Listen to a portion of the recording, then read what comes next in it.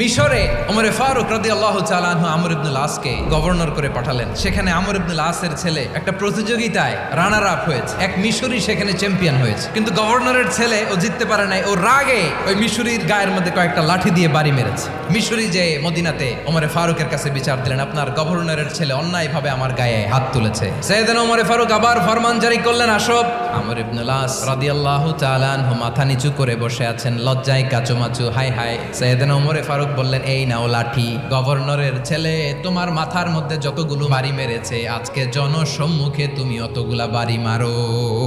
মিশরি গুনে গুনে ততটা মারলেন। এই দৃশ্য দেখে ওমরে ফারুক রেগে মেগে আগুন, আর নিজেকে সামলাতে না পেরে মিশরিরে বললেন, ছেলেরে মারা শেষ হয়ে গেলে এবার বাবার টাক মাথার মধ্যে কয়েকটা বাড়ি মার। আমার পাঠানো গভর্নর আমর ইবনুল আস তার ছেলেকে কেন আদব তারবিয়া কেন শিক্ষা দিতে পারে না? তোমরা আমাদেরকে সুশাসন শিখাও।